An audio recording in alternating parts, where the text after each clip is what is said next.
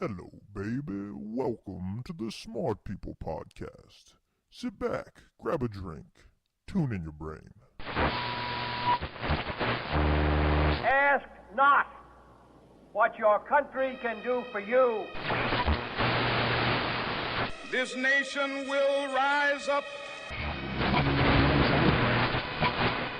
One giant leap for mankind.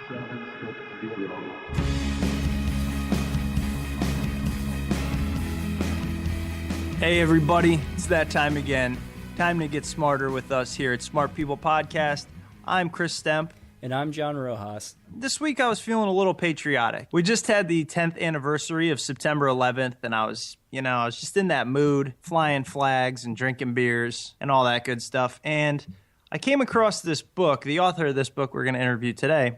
It has a patriotic undertone, don't you think, Roach? I do. Yeah, so I figured we'll give him a call, and it ended up being a great interview. It's a really cool subject. Today we're going to talk about buying American-made goods. The book is called How Americans Can Buy American, and the author, Roger Simmermaker, he is a frequent guest on Fox News, CNN, MSNBC. He's been in USA Today, Wall Street Journal, etc. But primarily, he's a citizen who one day, as he explains in the interview, he realized he can't buy American-made stuff, and we're just importing all this crap without the care of where it comes from, and he decided to do the research and write a book on it, and it's pretty interesting, and he knows a lot about it. I thought it was really cool talking to him. I agree. I enjoyed the interview as well. I think we take it for granted being such consumers in America that we just want to buy all the cheapest products.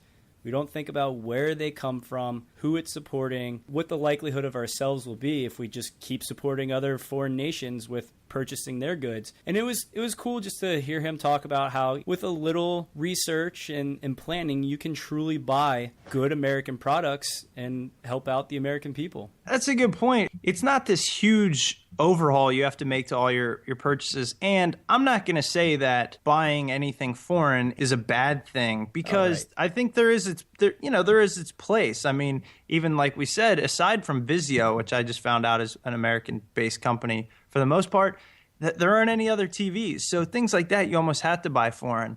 But some things, such as New Balance, as we allude to, they're a great shoe. So if you're having a toss-up, just go with New Balance, and it'll help us out more so than if we were to import it. So anyways, I think that's all Roach and I really wanted to say. We'd rather turn it over to the expert. So listen to this interview with Roger Simmermaker. Again, his book is How Americans Can Buy American. We'll put a link up to our website, which is smartpeoplepodcast.com. Go ahead there, check us out, take a read, and enjoy this interview.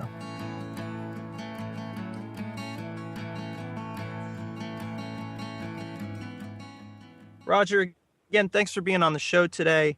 I really was interested. I came across your book while I was doing some searches on Amazon, and the book is How Americans Can Buy American. And obviously, it caught my mind. Being the 10th anniversary of 9/11, everybody's feeling pretty patriotic. And I figured, hey, let's talk to him about it. So I just want to dive right in and ask you how it is you came to write a book on how Americans can buy American goods. Well, I got involved in politics when Ross Perot came on the scene in 1992, and a couple of years later I went shopping for some clothing at a Florida mall down here in Orlando where I live, and I had such trouble finding American-made clothing that I just got upset about it and decided to do something about it, and the books that I've written are a result of that experience. But that day in the mall, I was thinking to myself, I'm an American, I live here, I work here, I pay taxes here. Why is it so difficult for me to support other Americans that live here, work here, and pay taxes here? And that was really the motivation behind the book. Okay. Could you kind of give us a general overview, I guess, for myself and for our listeners as to the key topics that you cover in the book? Obviously, the title will give you a general idea, but kind of a more in-depth look. Well, the book is not just a book of lists, although there are over 20,000 different American and foreign products and services listed in the book. There's over 2,000 union-made, American-made products as well. And along with those book of lists of American and foreign products, there are also chapters. For instance, I chapters that read like a traditional book would. For instance, back when I wrote the book, there was a lot of controversy about whether General Motors should fail or should be propped up by the government with any tax dollars and federal help. And there was just a lot of rumors going around about a lot of false information about American cars. So I wrote a chapter called Auto Explanations, which really lets people know that American companies in the auto industry employ more American workers. They have more plants in the United States. They get more of their parts, a higher percentage of their domestic parts from domestic sources from us, and they also support more workers, retirees, and their dependents than foreign automakers do. And they also pay taxes. They pay more taxes than foreign-owned companies do. And typically I found out that American companies pay about twice as many taxes to the U.S. Treasury compared to foreign-owned companies. So that's very important if we're going to keep the tax base in the United States and do things like help save programs like Social Security and Medicare, or do things like pay down the national debt, which is very important as well. I wanted to get into the auto industry a little bit more. There's always, those discussions where Toyota will say, we have American plants and American workers are working there as well. So is your main argument against the American overbuying products that are still built in America but foreign-based, the fact that those companies don't pay the same amount of taxes to the U.S. government? Well, part of the misleading that's gone on among the minds of the public with American versus foreign cars is, and I understand the journalistic enticement to write a story that says, hey, we found an American car that happens to be made in Mexico, and look, here's a foreign car that happens to be made in the United States. But, the fact is that American companies have about twice as many plants than all the foreign competition combined.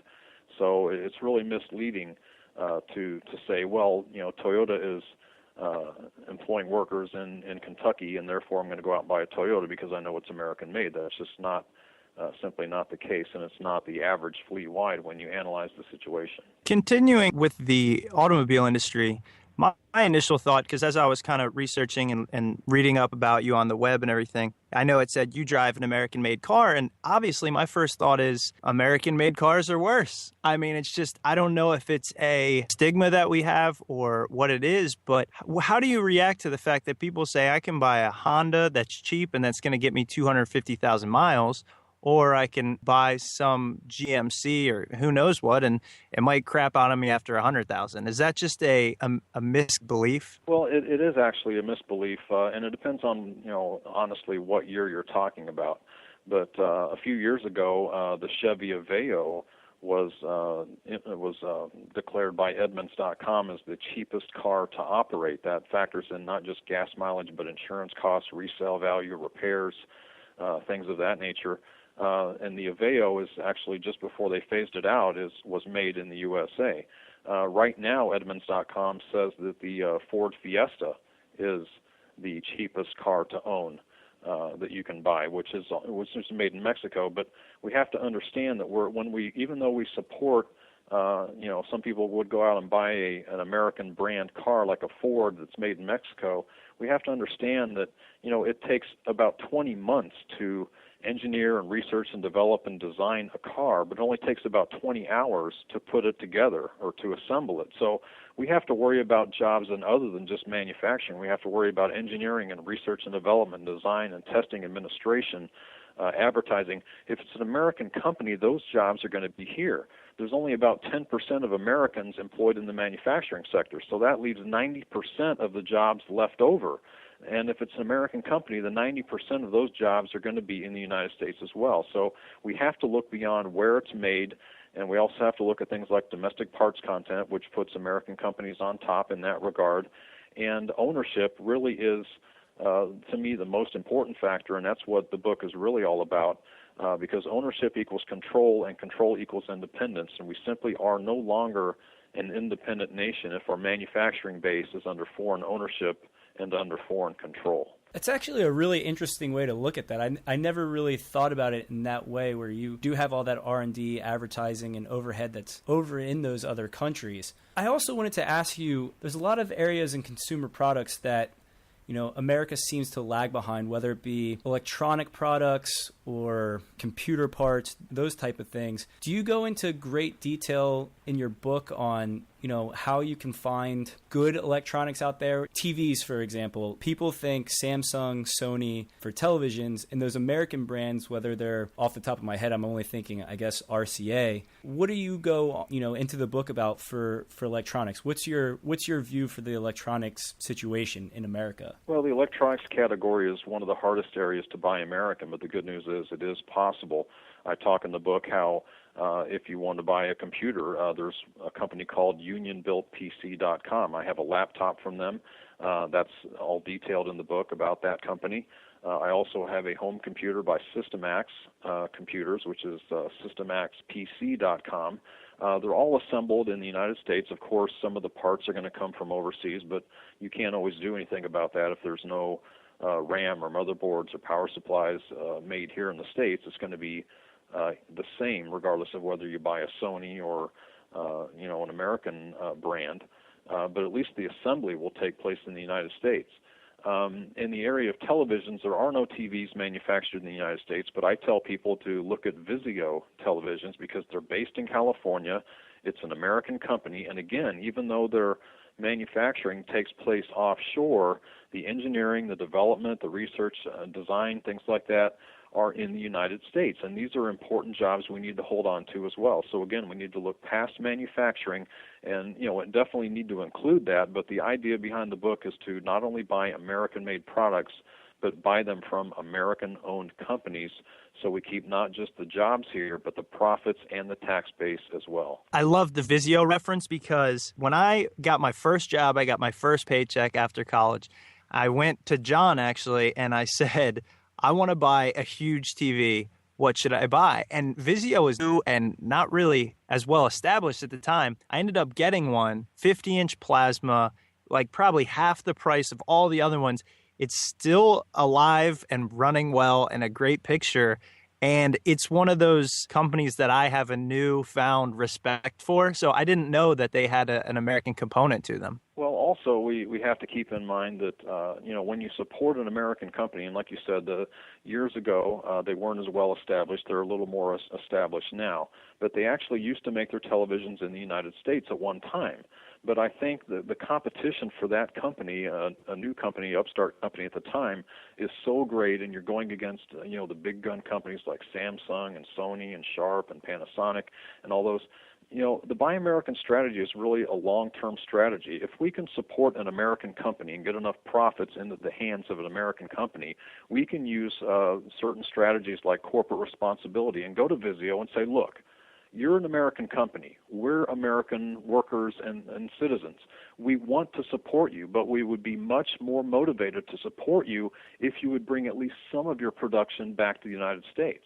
Now, you can't use that kind of a corporate responsibility ploy with Sony or a Japanese company because they don't owe any allegiance to the United States. Only American companies will that work with them. So, it's really just about not always just supporting what's American made at the time, but developing a strategy to get some of these jobs, not only keep the ones we have here, but get more of them back to the United States. And the way to do that is to be on record with supporting an American company first, and then we can use that leverage to bring some of those jobs back home. I have to echo Chris on this too, because Vizio is a great company, and it started off as one of those cheap, I want to say like second-tier TV companies, but now, they compete with the best of them. And yeah, they do use some, I guess, LG parts or whatever parts, but knowing that they are an American-based company, that will definitely influence myself and I'm sure a lot of other people. But do you find that it might become too hard to compete with wages in terms of assembling these computer parts, especially with factories overseas that are able to produce the components at such a low price, and then unfortunately, their standards of living and factory practices might not be up to par with the United States? How do you think the U.S. can compete with those low wages? Well, you certainly have to consider the lower wages and the lack of regulations in other third world countries or even China, which I don't know if you can still call them a third world country or not. But the fact is that you have several things going on in China that are actually bringing some jobs from there back to America. For instance, Ford is adding, I believe, about 2,000 jobs in the next 4 years from places like China, India, and Mexico. General Electric is bringing more of their appliance work back from China to the Appliance Park facility in Louisville, Kentucky. So jobs are coming back, and part of the reason for that is you have a lot of inflation over the last year or two in China. Wages are actually on the rise in China. You have different other factors like the fluctuations in the currency, which has worked in our favor to a certain degree, a limited degree. And then you also have, the shipping rates from China just have doubled over about the last year. So it does tend to make American workers and American wages a little more competitive, and for that reason you're seeing some of the jobs come back to the United States. I mean, Frisbees are going to be made in the United States again, hula hoops, things like that. So it's not just the big-ticket items like cars and appliances, but also things like toys that traditionally have always been made in China by default. You open your book talking about how, there were surveys done and things conducted, and the majority of people, a high percentage, say they would rather buy American, they'd pay a little bit more, things like that. Did you find that that's actually true, or is that just something that sounds good coming out of your mouth as a consumer? You feel embarrassed if you were to answer differently on a questionnaire, but when it comes time to getting to the cash register, you really are only looking at price. Do you think that people are beginning to or have been trying to buy American? Well, it's both. It sounds good and it is true. That's why I put certain polls. I think the first 2 or 3 pages of the book are just about poll after poll after poll that show from different groups that people care about American-made products and they want to buy American when price and quality are equal, and even sometimes when they're not. But it doesn't. It's another sort of a myth that we always have to talk about. American products are always going to be more expensive. I think back to 2004 when I heard Levi's was going to close their last factory in the United States. And I thought to myself, gosh, I've got to go out and buy the last of the American-made Levi's before they're all gone. And I went to the store, and the ones made in USA and the ones made in Bangladesh on the shelf right next to each other were the same price. So that tells me it doesn't always result in a cheaper price at the cash register when we buy a foreign product. Or when we buy an American product, rather. I found out when I put together what's on my website for anybody who subscribes to the email list, I send out free. It's called the American Made Retail E-Guide, and it's a list of over 2,500 products that are American-made products that are available at over a dozen retail stores across America. And some of those stores, believe it or not, are dollar stores. You would be amazed at what you can find at a Dollar Tree store or Family Dollar or Dollar General for just $1 or a little bit more, made in USA, and it's actually cheaper than some of the foreign competitors. So it's just simply not true that it always comes down to a choice between a higher-priced American product and a lower-priced import. That's actually crazy. I would never expect a dollar item to be made in America. I wouldn't think that any company would be able to make money off of it. That's really surprising. I wanted to ask you a little bit about if you touch on groceries and food. I walk through my grocery store, and that's one of the hardest places to tell if something is American made or comes from America, because a lot of stuff, vegetables and those type of things actually come from other countries, are ripened on the plane over, and then are packaged in America, and the consumer might not really be able to tell where it's coming from. Do you go into detail on that in your book, or is that something that, is too hard to get into? No, it's not. It sounds like it's hard, but it's actually very simple. I go through in my book and I talk about how the guidelines for labeling imported products and American-made products, according to the Federal Trade Commission and the Commerce Department, that if a product is imported from another country, by law, it must be listed, the company of importation must be listed on the package. Now, if it's made in USA, the company making that product is not forced. They don't have to declare that it's an American-made item. Made in USA means either all or virtually all parts and labor from domestic sources in the United States. If it's anything less than that all or virtually all standard, you would see something like assembled in USA with global components, or assembled in America with foreign and domestic parts, some watered down version like that. So But what that means is if a company doesn't have to list their product made in USA when it actually is, that means that if there's nothing on the package that says, that's made in USA or that's imported from anywhere else, by default, that would have to mean that it's made in America, or they would be, subject to fines or imprisonment, against the law of the Federal Trade Commission and the Commerce Department. So that's really how to clear the air. But the good news is I tell people to start, with small ticket items when they're just thinking about buying American for the first time. Go to the supermarket where most of the products either are made or canned or processed in the United States. And the difference is usually between two American-made products, and one is American-owned and one is foreign-owned. Just a couple quick examples is Clorox is an American company. Lysol is owned by the British. Irish Spring is an American brand of soap, where Jergens is actually owned by a Japanese company. Dial soap is owned by a German company. A lot of people don't know that. And probably one of the best examples of all is that Swiss Miss is American, but Carnation is owned by the Swiss. So if I was somebody who was starting off in my quest to buy American, what would be a list of the most popular things that you would recommend that we should concentrate on when buying American? Well, like I said, I would go to start in the supermarket first, and a lot of the difference is going to be not where it's made, but like I said, all the products, Clorox, Lysol, Irish Spring, Jergens, Swiss Miss, Carnation, those are all American-made products. Okay, they're made in the USA. So the workers manufacturing or assembling or processing those products are in the United States. The difference is the ownership of the company. That determines who gets rewarded. Where do the profits go? Where are the taxes paid? If it's a foreign company, we will send profits overseas to foreign lands. The taxes on those profits will be paid to foreign treasuries.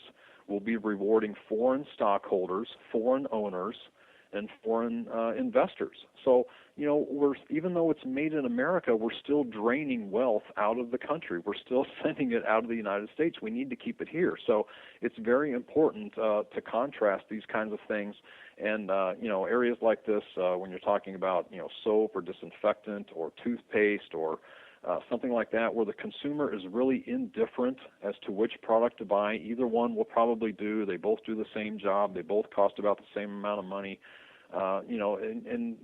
Cotton swabs is another area. I go to the drugstore, either to CVS or Walgreens, to buy their cotton swabs, and they're less money than Q-tips are, which Q-tips is owned by a company called Unilever, which is a joint venture between England and the Netherlands. So in that case, again, it's actually cheaper to buy from a U.S. company, and you can buy it made in USA.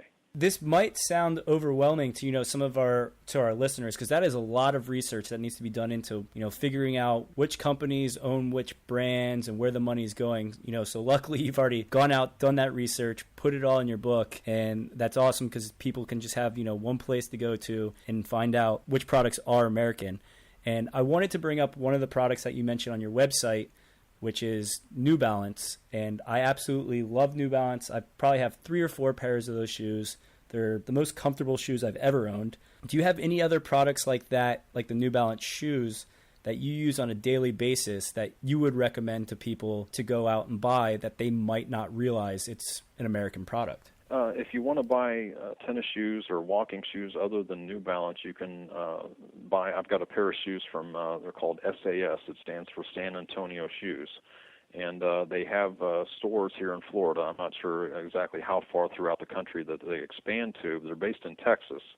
But everything in that store, in an SAS store, is made in the USA, from their walking shoes to their leather goods, their belts, their purses, handbags, things like that. All the accessories are made in America. And, you're not going to buy an SAS shoe if you're going to go out and go jogging or play tennis or something, but if you just need a comfortable walking shoe, those are made in America as well. New Balance makes about 25 or 30% of their shoes in the United States. Some of the other ones are made in China or other offshore places, so you need to still look at the label when you buy New Balance. But the contrast there is that none of the other shoe companies that make a sports shoe that you would use for sports activity or something like that, like Reebok or Adidas, those are both German-owned companies. They don't make anything in the United States either, and neither does Nike. So even though you're supporting a company that only makes 25 or 30% of their shoes in the United States, which is New Balance, you're doing the best that you can with your American dollars in that scenario. I wanted to jump back to, I guess, the food and groceries real quick. Why do you think we don't have any laws on the books where smaller ticket items, whether it's everyday items, toothpaste, paper towels, toilet paper, those type of things, where we have to stock American items in the grocery store to help ourselves out? Is there any lawmaker out there that has even tried to pass something like that, or even come up with the idea of making it not mandatory, but making sure that these items are available from American companies within our stores? Well, there are various bills in Congress that have been proposed to mandate that the percentage, we increase the percentage from 50%. I think they tried to raise it to 65% for all the purchases from the Pentagon for federal contracts had to be made in America. I believe that that didn't quite make it. There's some opposition to that. Let's see. You also have other state legislation. For instance, I'm recalling that Minnesota actually passed a law that said any American flag sold in the state of Minnesota had to be made in the USA, which is a great thing to do. And I wish other states would follow suit on that, and then we could maybe pass something nationally along those lines. So you do have legislation out there like that. It doesn't always make it, but it's good that it keeps coming up and people keep putting it out there for people to see. And I think after a while, once people see it repeatedly, and it begins to stick after a while, and they get behind it. Now, did you say that there was a bill passed to try to raise the contracts out of the Pentagon from 50 to 65%? Is that what it was? Yeah, I don't believe that passed. I'd have to double check on that, but I know there was a lot of opposition to that, and I don't believe that actually went through. See, and in my mind, that's a scary thought. I actually do federal consulting, and the fact that half of our contracts that are out of the Pentagon are from other countries is kind of a disturbing number, knowing that, there's people outside of our country dealing with either national security level stuff or, even lower level stuff than that, even if it's just secret or top secret. That blows my mind. Well, even back when the stimulus was being considered and eventually passed, there were laws to Buy American provision to try to get all the steel had to be purchased from America, the iron had to be purchased from here, and then there were a lot of waivers that were generated to make exceptions and kind of put holes in that. You also had during the Cash for Clunkers. There were amendments made or bills submitted that said, hey, when we do Cash for Clunkers, we only want to make it apply to American-made cars. And then there were other legislators that said, no, it has to include, the Toyotas and the Hondas and the Subarus and everything else. That wouldn't be fair. Even though China and Russia and other countries, Japan, had domestic-only stipulations for their similar laws. So, it's really a mystery to me why this happens like that. I would think that our legislators would want to support more of the company of the people that that they represent in their own district and other districts in the United States, but it just doesn't always seem to be working out that way. But I think that you mentioned early in the show a lot of people became more patriotic during September 11th, and there's been other things that have come along, like the Iraq War, when everybody was kind of upset at the French and they wanted to boycott the French because they didn't support the Iraq War, regardless of how you feel about the war personally. It did happen. And then the outsourcing with the Chinese became an issue with the lead paint and the toothpaste with diethylene glycol. And, there were just various things that happen and have been happening throughout the years successively that I think keeps putting this Buy American issue in front of the American people. And like I said, after a while, I think it begins to stick because people keep seeing it out there. Did you receive any negative, backlash when you wrote this book? Was there anybody who was opposed to any of your ideas? Yeah, you always receive some certain percentage of negative feedback.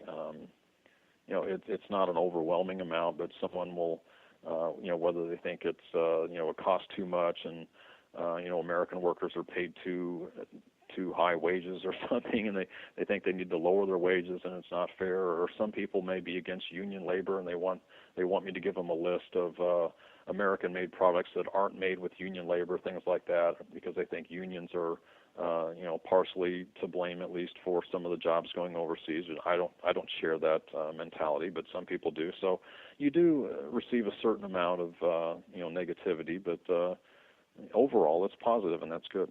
Well, that's great, Roger. I really appreciate you being on the show with us today. We truly do value your time. Your book is very interesting. I'm sure our readers will love it. And if you want to mention your website on here, feel free to do so. Yes, the website is www.howtobuyamerican.com. All right, thanks so much, Roger. We appreciate it. Thanks for the opportunity. Bye-bye.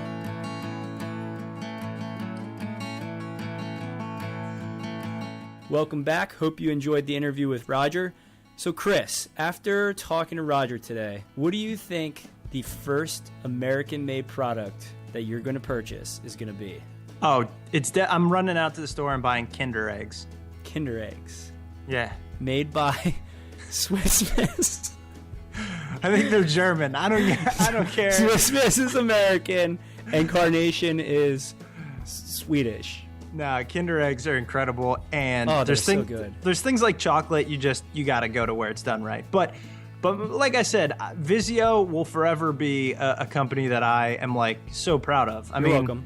It was the first big purchase I made, and the thing is still going strong. So Vizio and New Balance are my two huge ones. And I really like his advice on purchasing your smaller ticket items, your toothpaste and things like that. I mean, it's all the same. Might as well, if everybody did it, it's one of those small things. So I'm gonna try and remember that if I take anything, away from this. I agree. And remember, a good place to buy all your American products is over at Amazon.com. And you can get to them through our website, smartpeoplepodcast.com. Click the banner at the top of the page or use our widget at the bottom. It's free, costs you nothing. When you click it sends you over to Amazon just like normal. You buy your products and it gives us a little kickback, helps keep the show running, and we greatly appreciate it. So thank you guys. Yeah, buy American. Buy American on Amazon helps everybody out. Economy stimulation. That's what I'm calling it right now. Economy stimulation. That's the word that we Economolation. Economolation. Economolation. I like Google it. All right. Well, thanks to Roger. Everybody check out his book and make sure to tune in next week for some more smartness.